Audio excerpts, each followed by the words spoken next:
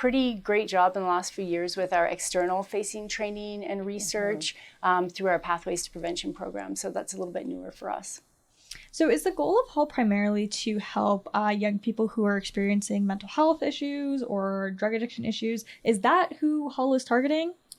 Sort of. I mean, I think we would look at it a little more broadly than that. I think that we would think of it as supporting young people and their families who may be struggling with mental health and addiction.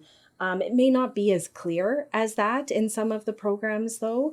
It could just be that they have needs for support in their life. Some of what Denise was talking about, though, in our campus-based programs, I think we're really widely known in Calgary for our campus-based services. We have a beautiful, huge campus in Southwest Calgary that provides kind of live-in services, supports, and treatment for kids that are the most at risk. But out in the community, we may be supporting a number of needs that could range from like basic needs to systems navigation, to family supports, to supporting youth with transitioning into adulthood and helping them kind of get some mastery over some of those life skills that help them be successful as they launch into adulthood. So our impact is pretty huge. It definitely sounds like it. That is a tremendous amount of programs that you have operating. To have the campus where people can actually come and stay you guys are doing some fantastic work. Yeah, thanks. Can you tell me a little bit about the history of Hull? Obviously, you both have been there for quite an impactful time, and Hull was around before you. Can you tell me how Hull came into being and then how it's transitioned and changed over the years? Sure.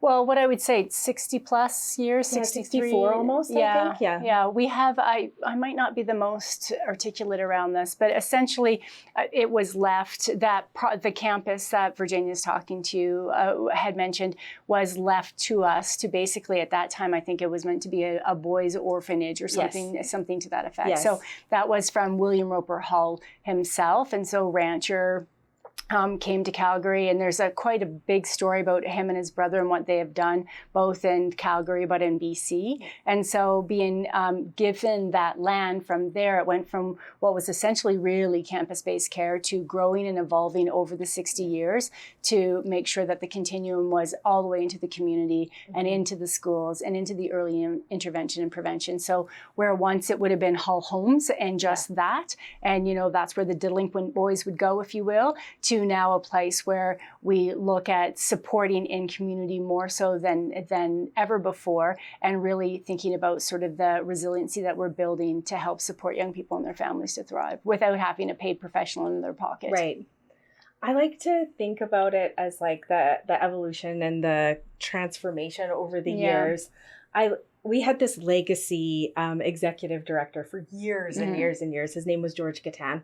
And I think he was part of the shift in how we transitioned our services because he had overseen the direct care for so long. And I like to think of it as like he saw a need for like stopping kids from needing to go there in the first place. And that really became the focal point of the work. And that's where we started to enhance our prevention and early intervention programming. And then the kind of newer wave of our work has really been around what can we do to use research and best practices in trauma-informed care to enhance the full sector capacity so that other organizations and other people doing similar work to us can impact kids and families earlier on to support their trajectory. Yeah. Like we don't want to be at a place where like we are having, the families always have to come to us or the other agencies are always coming to us. And I think we really believe in building capacity, whether or not it's in individuals and families or in systems, but we don't want to have to be the answer to all of that as well, right? And I think there's been times where it's been a little bit like, well, if they go to Hull, they'll be fine. If they go to Hull, Hull will do that. Or maybe we'll just reach out to Hull and it's like, well, let's build capacity in your system so you don't really need to do that because we don't want to be something for everybody. Like we want to be supportive, but we don't want to be everything for everybody. Yeah. I think that's wise. Yeah. It's hard to do everything for everybody all the time. Yeah. Like in a consultation mode. Yeah. But there's ways to increase capacity. As you said, there's ways to make other systems work better. Yeah. And if you would leave us, we're just going to wrap up this segment here. We're talking about Hull. If you could leave me with one, if you can share a specific impactful story that has come out of Hull, I would love to hear a real life story of someone that you've impacted positively.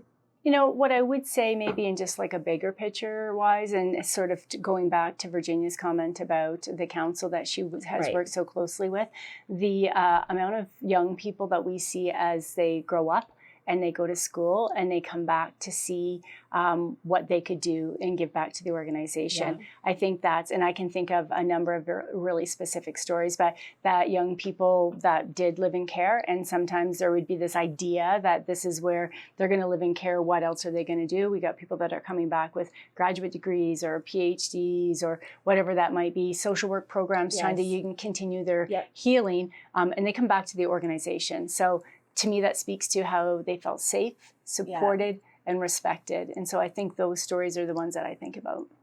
I think that's actually such a good point. And one of the functions of our council is to connect to people so that they can share their story.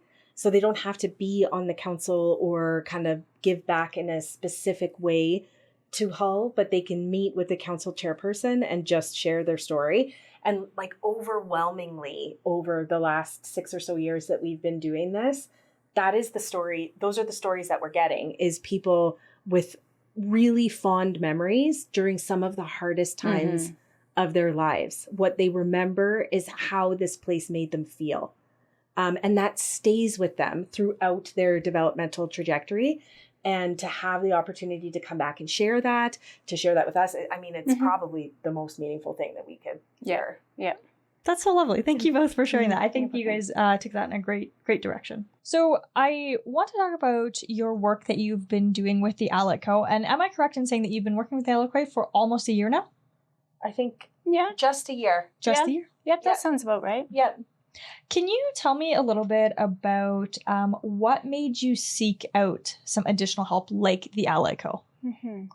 Well, I can share with you a little bit sort of how we connected. So a number of years ago when I was talking about sort of the trauma-informed care model, the neurosequential model of therapeutics, Jeff was actually working at base camp. So he was in our sector back in the day, and he'd come to a presentation that we had done in Edmonton and was listening to that kind of work, and then decided to come for a tour at Hull and at Hull School. So I met him in that way, and then he jumped ship. He decided do something else. Sector's way too hard for me. I think I'm going to go and just do some leadership training. No, just kidding. And so oddly enough, I don't know how it was that I happened to be on LinkedIn with him for whatever reason. You have common people. And I started to listen to some of his little sessions that he would do. And I hadn't seen him for years, years and years. And I was like, that really resonates with me. But that was me in my, at that time, leadership development, my own kind of leadership development. I was like, I kind of like what's going on here. And then fast forward to where we were a year ago when we were looking for some leadership sort of development, leadership training for the organization, for our staff supervisors, in a way that felt really evolved and really talking about the way in which you lead these days and what we could get behind as an organization. So, I mean, as a senior director group, we looked at a number of different places to go with that. And we all agreed what ALECO, and Jeff in particular at that time, had to say about where we wanted to go was where we wanted to hitch our wagon. Yeah. And so from there, they've slowed us down a few times. When we wanted to go one way, he's like, no, that's not where you're going. No, we're going to go this way first, and then we'll get there. So it's been good. I would say, his level of knowledge and expertise, and willingness to be let's put the brakes on that. So I really do appreciate that kind of guidance for sure. I think it's been I think Denise and I, and another one of our colleagues were kind of tasked with finding somebody to help us build some leadership training for the So it just started off as leadership training. We just need to do something. That's kind of we're looking for more, but that's essentially where we started. And there's really great packages out there. There's no shortage of models that are already built that we could have turned to and for sure would have done the trick But I think what we really liked about Jeff was that there was a willingness to work with us and to really build something that was in-house and tailored to our organizational culture. And the fact that he like kind of understands our work also, I think, goes pretty far for us as well, because it is complex work. It's heavy work. It's really rewarding work, but it requires us to be really thoughtful about our approach as leaders so that we are developing and taking care of our staff in a certain way so that they can create that context for kids and families. And that trust, I think, was there really early. Yeah, just that idea of he just always focused on the co-creating, right? Yeah. The working, with not two, that I'm not, even just a little while ago, I said something about a binder and he's like, that's like, doesn't want to go that direction where wants to make sure it's really clear that what we do have does support what Hull needs, but also continues to level it up for, the emerging leader to the leader, to the executive leader, like all that ways. And I just really appreciate that because it feels pretty like, I feel like there's this really authentic connection and investment that he has in our organization. And maybe everybody would say that he just maybe, makes people feel that way. Maybe just says the kind of things that people kind of hang on to. But it matters to us though, I think, like that approach, that relational approach. And we have this practice that we do at Hull called reflective practice. We integrate it into our trainings, into our supervisions, and we're really invested in helping our staff really think about who they are and how they're showing up in the work that they're doing. And I think that was something that we felt from Jeff without kind of him saying, like using the same language as us or anything like that. We felt like that was going to be part of what we would get from him. And I think that is what we've gotten. Like we thought we were going to go straight into building a leadership curriculum. And instead he was like, hey, I actually think we need to do some team building here with the senior leadership team. Are you guys up for that? And we were pretty new, like even though we're all quite seasoned at the organization, we were a new team at the time, newish team at the time. And so he was like, I think that there's work that we should be doing right now to help you guys get really clear on who you are and how you want to lead. And that's where I think the first pivot was. 100%. So it would have been easy enough to be with some of these other great leadership development companies, but I don't know that any of them would have slowed us down for us to focus on the work we needed to do as a team, like the Alico or like Jeff did. So I felt like that was good. And I mean, they could have been like, we're just paying for it, so we're going to go the direction we want. And it was, no, this is what you guys need to do first. So that was really important. I like that Jeff and Pablo and the rest of the Alico team, they never say what you want to hear. They always say what you need to hear. Yes. And I think their clarity on that is always fantastic. What did you think you were going to get when you started working with them versus what you actually got? What were some of the, oh, wow, this is different than what I expected moments? I think like just further to some of what we've already shared, I think we expected a more linear process because that's what we're used to with these kinds of things. Not that that's what we necessarily were like nailed down to, but we thought that that's how it was going to be. And instead it was much more relationship focused, more dialogue focused. I think the willingness to talk about power and power dynamics as it plays out in leadership is really important to us as a leadership team, because that's such an important consideration for the work that we do when we consider things like anti-oppressive practices and working with, marginalized groups of people. So I think that was a pleasant surprise for me. That was the caliber and the quality of, I think, wisdom and support that we were getting. And he knew that was important to us. Yeah, for sure. And I think even just the willingness to know that some of our journey was going to be longer than what we thought or what we expected. And then just the idea of offering other supports that could help fill in some gaps along the way. Yeah. And so that was like really being thoughtful about, no, you guys have to do this work and it's going to take a while. Then we leave behind the group that we really want to support. It's like, how might we do both? And so I think some ideas that came from him, I would assume him and Kaylee or whatever it might be, but that's that's been really helpful. So knowing that it was important to us to pay attention to needs of a certain group while we're continuing to do our work and build our leadership development. On that thought about different groups within the organization, I know that the Alico has done some work with the coordinator group and enrolled them in the Co community. Yeah. Can you talk a little bit more about that work and how having the team enrolled in the Co community has impacted them over the last few months? Yeah, I think, you know what, I've jumped on a couple of them just to kind of sort of, especially when we first sort of went into the membership piece of it, because I wanted to get a sense of engagement on our side, but also kind of like how those sessions were running. And I think they're good. And they were, again, one of those things that at the time was helpful to bring up and to give people a dose of what could be and what be possible, and just some reasonable sort of skills for them to be thinking about and sort of practicing. So I think that has been helpful. We've had some good feedback around it. And it's just interesting because our group, even though we have the kids practice and do their homework, the staff are like, oh no, I don't want to do that part. And it's like, it's part of the package. But again, it's really good leadership work for them. So doses of that material, I think coordinators found helpful. And now that he's doing bigger groups around some skill development and using, like, really kind of digging into some stuff with them and what they are looking for has been helpful. And then bringing stuff back to us, which helps us. Yeah, and I think it helps us see where we don't need to recreate, or we don't need to create something new, where we can draw from what's already established, maybe tailor things for our own curriculum that we're going to land on that will be a little more health specific. But I think it also is like the start of shifting leadership culture, because you're already bringing this group together. They're already developing, and they all work in separate programs. Like, some of them work closer together than others, but it's an opportunity for them to be together, to know each other differently, to consider their leadership work differently. And so then as we continue to roll some of this out that will be more health specific, they will already be there. They'll be in that place. They'll be primed. Yeah. So the community is a really good way to get a group of people within the organization all on the same footing for that next level of development. I think so. Yeah.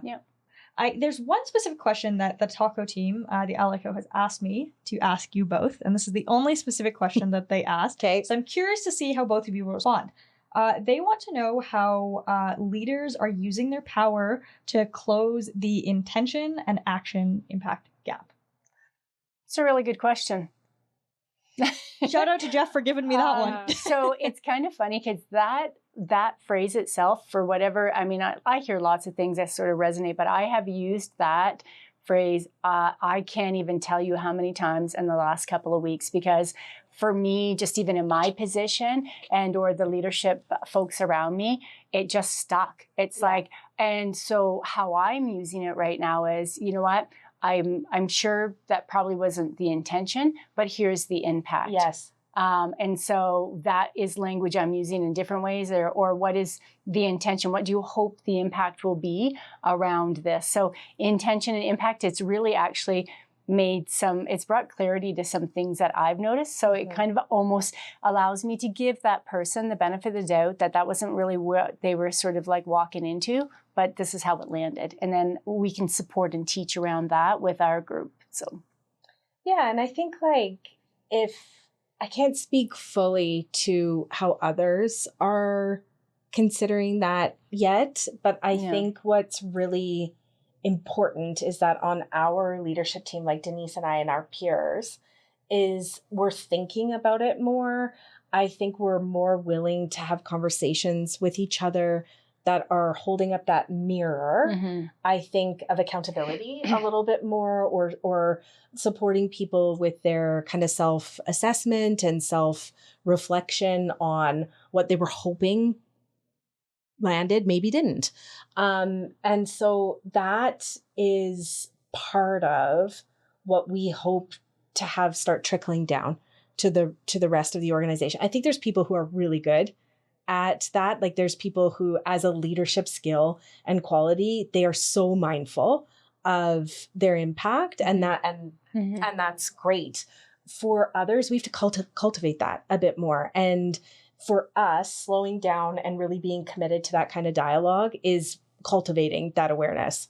I have personally found that impact intention gap is so valuable in the sense that you stop the blame game, but Yeah. you're still able to hold someone accountable and actually make positive change. Yeah. Because I think it's very easy to point fingers and be like, hey, you did something that we didn't like, or it wasn't received well. And then people get defensive when you do that. But I think this framework allows people to be like, yeah, I had this intention. The impact wasn't great. How can we bridge that gap a little bit better?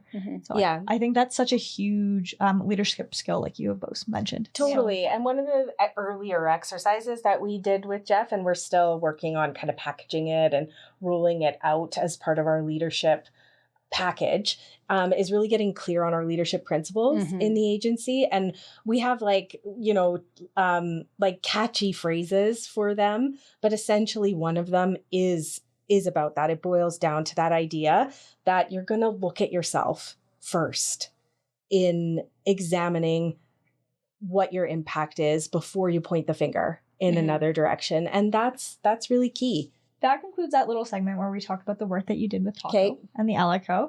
The next thing that I want to jump into is the future of Hull. What is coming up for Hull? What's down the pipeline? What are you both excited about? There really is so much to be excited about with our work at Hull, and with, looking at sort of like the horizon of where we can support, within sort of our city, within our province. And so I know we have these conversations often about sort of like this campus-based care and the need for more beds. And I just really like to get excited about the fact that we could maybe have a bit of a further reach in different ways, that we just don't need to. I mean, we do need new programs, new buildings, whatever. Our buildings are really quite old, and we want kids to have the nicest living spaces absolutely possible. They deserve that. So I get that on the horizon, we're going to be looking at that. But I really think about sort of our new branding around so much more. We are so much more than just campus-based care. We are so much more than just working with young people and families that have been truly impacted by trauma that some of us would never be able to touch. We are more than that, right? Because we can think about sort of that early intervention and prevention. We can be thinking about education for systems, and how what we're learning through our research and through the councils and the different contracts, how much more we can be doing to support young people and families to stay in their communities. Yeah, I think that's really critical. Like, I think even though we've been around and for a long time, and we've got, a pretty tried and true model, it's just scratching the surface of what's possible. I think that's what I've always loved about the agency is we work really hard to get something right, but while we're working really hard to get something right, there's somebody else in another area of the organization that is thinking about something differently, who's going to bring that back, and it's going to help us innovate and do something a bit different that's going to get an even better outcome. We've always been committed to that approach. And so what we're doing today, like, we hang our hats on it, but that doesn't mean that that's exactly what it's going to look like 10 years from now. Yeah, it's the willingness to make sure that we are looking at sort of like evidence-based models, but evidence-based models that are cutting edge, evidence-based models that are helping us understand what we could do differently, because it's not, because what we did in the 70s is different than what we did in the 80s. It's different than what we're doing in the 2000s. Like, it really is. And I think the organization's willingness to make sure that the models we have that are data-driven, that are effective, are also translated into a practice that makes sense for somebody who's not just a clinician. Like, somebody once asked me sort of like, what's the secret sauce kind of thing? And I think it is being able to translate those really, really great clinical models into a practice that, a staff who is 23 working at 9 o'clock at night on Friday actually knows what to do. And it is informed by that model. So I think in the future of Hull and going forward, it's continuing to do that kind of work that I'm pretty excited about. Yeah. And building capacity in systems, right? In education and in healthcare, children and family services, with persons with developmental disabilities, all those sectors, there's lots of work to be done. And I think, like, for us and our role, there is a really exciting opportunity, and we're having the right conversations with people like Jeff to think about the way in which we lead as being directly related to the quality of our practice, and being more intentional about applying collaborative leadership, thinking about decolonizing and anti-oppressive leadership practices. Like, what are the theories behind good leadership practices, trauma-informed leadership practices, relational approaches? What are the things that we want to see mirrored in the services that we provide? That's what we're getting into. Yeah. And what's next for both of you? Where do you see your careers going? Oh, man. Well, you're asking on a good day. I don't know. My life has been Hull, and I think we always have there's lots of opportunity to make change within the organization and the sector, like we're both saying. And I don't know. I'm not bored, so I don't see. Yes. I got a few years left in me. Yeah. Yeah. I think the same as Denise. Like, there is no shortage of opportunity for us to, dig into something, perfect something, learn everything that we can learn. And then there's 5 more things that pop up tomorrow that need our attention in the same way. And so I think that is one of the draws of working in an organization that is so complex and dynamic and has such a vast continuum of service, is you can do something different on Monday and Tuesday, and it can feel like it can feel like a different job. So there's no shortage of opportunities for us to learn. Well, and I think what's so motivating to even be thinking like that and being so optimistic is that we have an opportunity to lead some champions that are making a difference in the work that we do with young people and families. And so when you get the opportunity, so even though there are days where I'm like, that's it, I hate contracts, I don't want to do this anymore, I think about what some of our staff are thinking about, that are just sort of like championing our vision and doing it in a way that I can't even, I don't have the capacity and creativity to think that way. Yes. I think about our staff who are going back to ways that we used to, like growing up around sort of like even like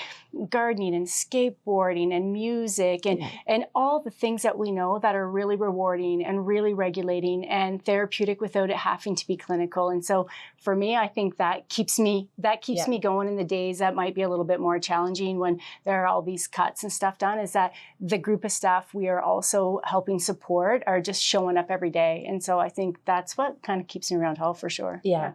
Absolutely. And my very, very last question, if someone wanted to support Hull, how can they do that?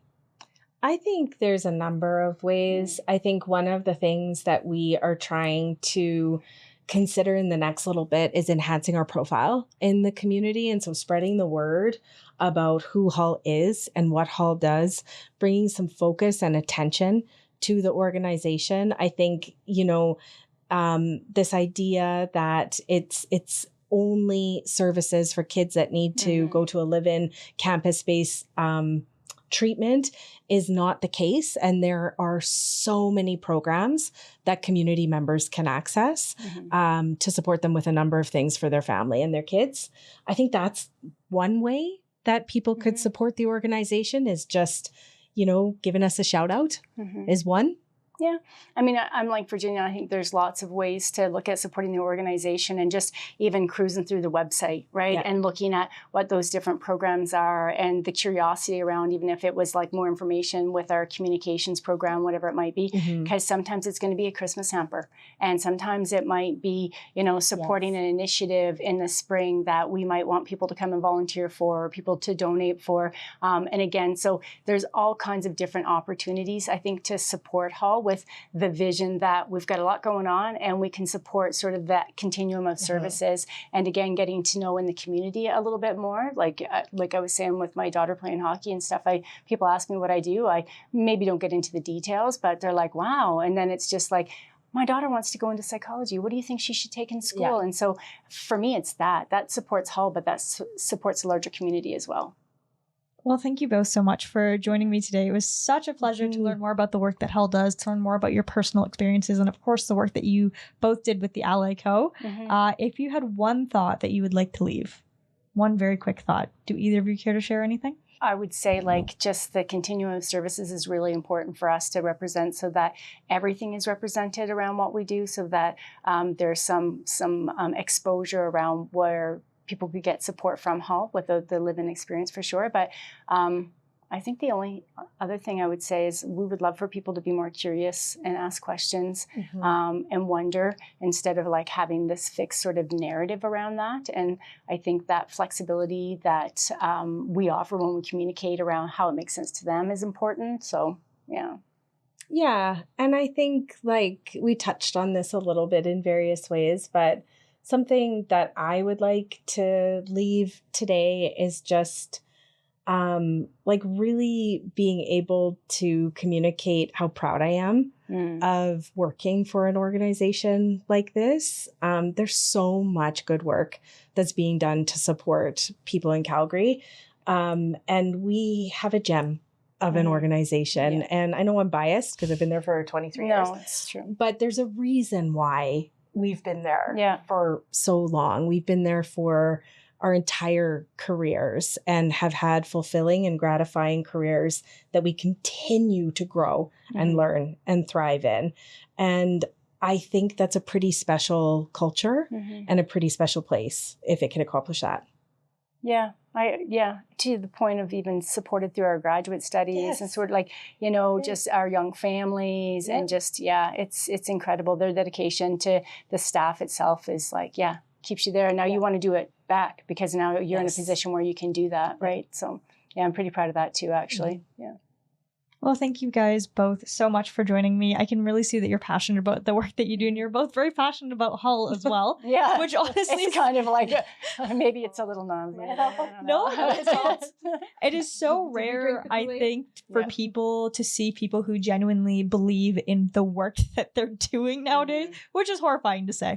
But I really do feel that you both genuinely care about what you're doing, and you're both getting a lot of value out of it. Yeah, it's true. I'd love to take a minute and zoom out a little bit from Hull and think about the broader nonprofit ecosystem, at least here in Alberta, and some of the challenges that have been in that sector for a very long time. Obviously, we met Denise way back in the day up in Edmonton at a conference for social sector organizations, and some of those challenges haven't really moved much over the years. I'm thinking of things like staff retention as a big one, but culture and burnout and those types of things. How do you think about that from a Hull perspective, tackling some of those more systemic challenges? And how does leadership and culture play a role in addressing some of those kind of inherent challenges in the system? Yeah, I think, that's a really good question. And one thing I would say about Hull for years and years, almost my entire career, is that we really were probably one of the organizations that had a lot of longevity. We definitely didn't have the same level of turnover as other organizations. I think a piece of that, definitely, I know a piece of that is the culture of the organization around training, the leadership approach to support people to stay. And as we were talking about earlier, also the investment that Hull as an organization invests in its leaders, right? So you're doing your, going through school, doing graduate studies. And I think that has kept people around. I think most recently, or I will say in the last couple of years, we're definitely seeing an increase in complexity. Not that it wasn't there before, but definitely there's more of it, or maybe it's our organization receiving more of it. And then I think a challenge in our sector is that other organizations are in a position where they it's not that they're saying no, but it's just that some of it is beyond the threshold of what they can support. And so then it comes back to a question of whether or not this is at Hull, and now starting to sort of impact that frontline sort of like retention where people are burning out sooner because it's the do more with less. And these kids are tougher and stuff. So I think as an organization and as leaders for Virginia and I, it's like, how might we continue to keep people engaged and involved and make sure they get the training they need, the support they need, so that they don't leave and we keep them at Hull, but that we're also going to maybe help lead that with other organizations if we can. But it's challenging. I don't know. I think, I echo all of that. And I think like the other piece that this makes me think about is like just how intentionality is so critical to our sector's survival. And that there's opportunity for us in some of the work that we've been doing to think a little bit more broadly about what leadership for social change really means. And so I think we're getting to the heart of it. I feel like I don't think we've solved it, but I think we're getting to the heart of that in some of the conversations that we've been having over the last year. with you. And I think that it's something that everyone should be reflecting on around what that means for them. Like, what function does power play in our systems, and how does that trickle down to the services that we provide? What do you do with that as a leader? How do you develop staff and new leaders to be considering that when they are doing really complex jobs and they're trying to stay afloat? Managing kind of the complexity and the dynamic nature of this work while thinking about doing it in a more equitable way, while doing it, paying attention to integrating Indigenous ways of being, while thinking about anti-oppressive practices. What does that mean? Can we do that? And can we get different outcomes in the field by being more intentional and integrating those kinds of theories directly into our leadership practice? That's the question that I have right now. Yeah. So what is that shift? What do we need for that shift to happen? Like, what's missing for you in the system at large right now to be more intentional or to shift that conversation? I like some of the work that some have been doing for a while, but that we're more intentional with around sort of a community of practice with the other organizations and the other folks leading organizations similar to ours, and coming together in a very collaborative way to be intentional with the systems that we need to be working with. And so rather than, everybody working in their silos as organizations, and even with government who's doing our work, but in their own places, coming together and talking about what is it that we could do together, but then what are we going to continue to do? What is our scope, right? What's our niche, that kind of thing. So a little bit of that. So I think it's continuing to lead those community of practices in different ways. Can I give an example from that? So, like, you often talk to us about naming the thing. And I think that is at the heart of what we need to be doing. So I was recently at a community kind of sector meeting, and everybody was talking about a placement crisis. And it's a really big deal. There is a placement crisis in Calgary right now. But one leader who I really admire in the community, she kind of jumped in and she's like, we're talking about kids. The crisis is that kids don't have anywhere to live. It's not a placement crisis. Kids don't have anywhere to live. And those are the shifts that we need to have. We have to name what is real. We have to be more authentic in our dialogue, and we have to show up, I think, more boldly in these spaces. And it's not a criticism. This is how we've talked as a sector since the beginning of the sector, I think. And to reframe even language as part of our intentionality, I think that's going to carry us further than we've gotten. Yeah, I love both of those responses, the more collaborative approach, because I think that oftentimes we're competing for those funding dollars, or competing for, the program budgets to continue to run what we know is effective, and everyone's competing with each other, which is funny because sometimes when I look at side organizations, we get a similar phenomenon, right? We get that siloing and turf protection internally, and then we see it externally as well. And so starting that shift at all levels, really towards a more collaborative approach, has its own unique set of challenges, I think, that we have to overcome. And then love the language piece of that, and actually naming what's really going on, and not wrapping language around it that everyone can kind of distance ourselves maybe that's right. from the issue at hand. So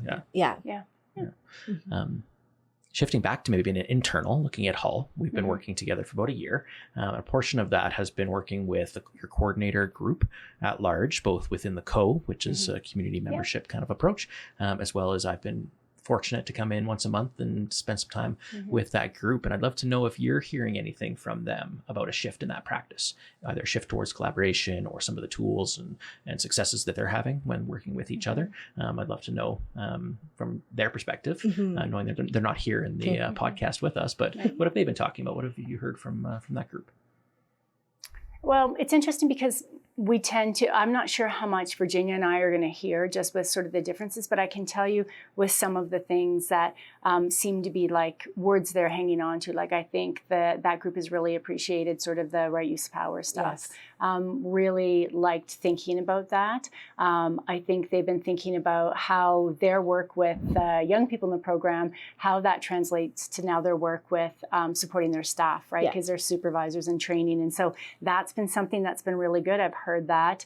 Some other stuff is people are more willing to have conversations with one another, maybe not right in that moment, but after, to say sort of like the right thing to do around communication and being clear is to maybe approach something else because something didn't land well.